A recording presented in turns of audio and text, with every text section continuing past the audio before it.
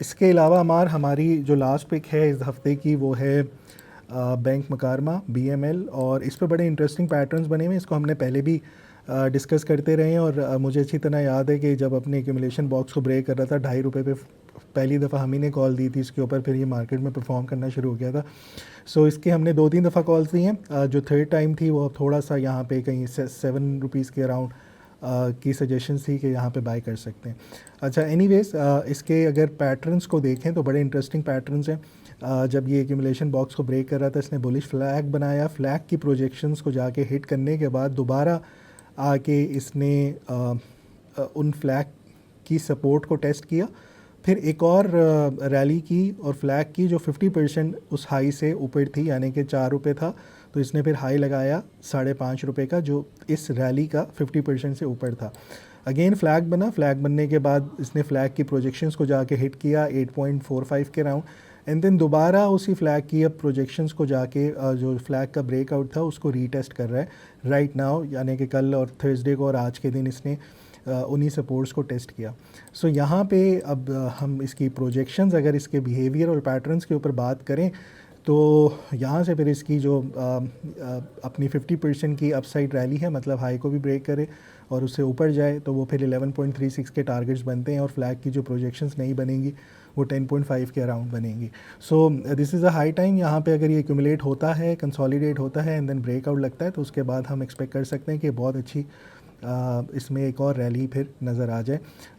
जो shorter term के targets हैं वो फिर यहाँ से अगर कोई 5.65 पे ले रहा है तो 6.95 के अराउंड और फिर 7.67 के अराउंड।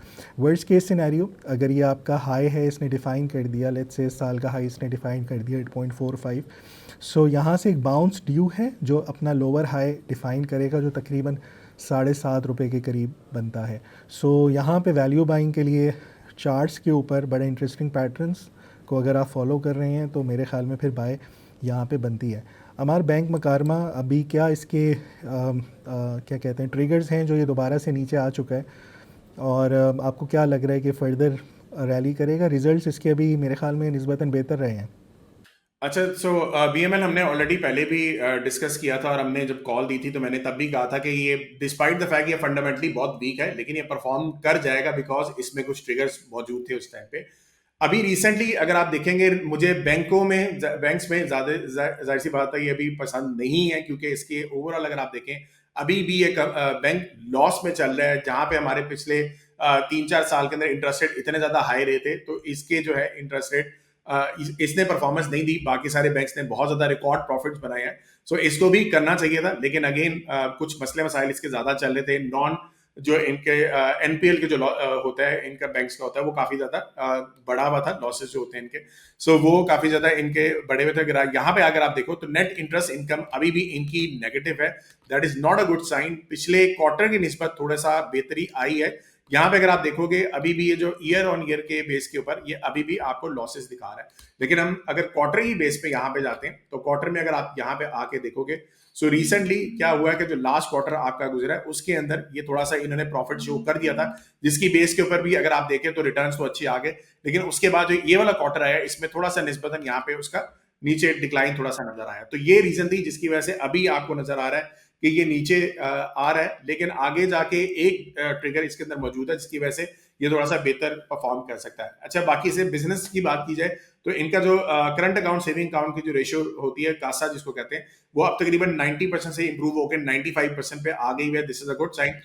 उसके अलावा जो है नेट इन्वेस्टमेंट्स इनकी पिछले क्वार्टर की निस्बत इन्होंने थोड़ी सी कम की है, वो तकरीबन 185 बिलियन से तकरीबन 140 बिलियन पे ले आए हैं। बोरोइंग इन्होंने तकरीबन डिक्लाइन की है, पिछले अगर क्वार्टर से देखा जाए तो तकरीबन 53 बिलियन इन्होंने डिक्लाइन किया है। कॉस्ट ऑफ बोरोइंग इनकी काफी हद तक कम हो गई है, 11.6% पे आगे, जो कि तकरीबन 20.6% थी। ठीक है, दूसरी बात जो नॉन परफॉर्मिंग लोन्स जिनको आपको NPL जिसकी मैं बात कर रहा था, ये आपके बहुत ज्यादा थे। ओमनी ग्रुप ने काफी ज्यादा इनके लिए मसले क्रिएट किए थे, और अब जो है वो कोर्ट ने इनके फेवर में कुछ जजमेंट्स वगैरह दे दी हुई हैं।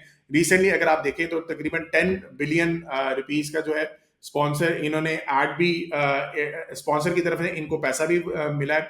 इसके अलावा नासिर अब्दुल्ला हुसैन है जो कि इनके अगेन बैक एंड पे उन्होंने भी इनको 5 बिलियन रुपीस जो है as a advance against share subscription वो दिया। तो अगेन ये 2-3 ट्रिगर्स इनको मिल रहे हैं जिसकी बेस के ऊपर इनका पैसा आ रहा है। जो सबसे बड़ा ट्रिगर है वो ये है कि 12 बिलियन का ये तकरीबन इनके पास कलिनन टावर कराची के अंदर एक जगह है जो कि ये बेचना चाह रहे हैं, और इसकी इक्विटी जो है ये इनके पास अपनी बैलेंस शीट में शो होगी, जिसमें से अभी 1 बिलियन इनको ऑलरेडी आ चुका हुआ है, बाकी जो पैसे हैं इनको आ जाएंगे। तो उसकी बेस के ऊपर हो सकता है दिस इज वन ट्रिगर जिसकी बेस के ये परफॉर्मेंस कर जाएगा। ठीक है, दूसरी बात ये है कि ये अगले 15 महीनों के अंदर इनकी भी अमेलगमेशन चल रही है। So global heli development group के नाम से GHDL जो है वो आगे जाके इनको मर्ज करने वाला है। तो ये भी आपको पता होना चाहिए। ठीक है, ये 3-4 चीजें डेवलपमेंट्स है। तो एक जो मैंने आपको टावर की बात की है, मुझे लग रहा है कि वो एक ट्रिगर बन सकता है इसकी परफॉर्मेंस के अंदर। सरमाया.com, जहां हर फैसला बने सरमाया।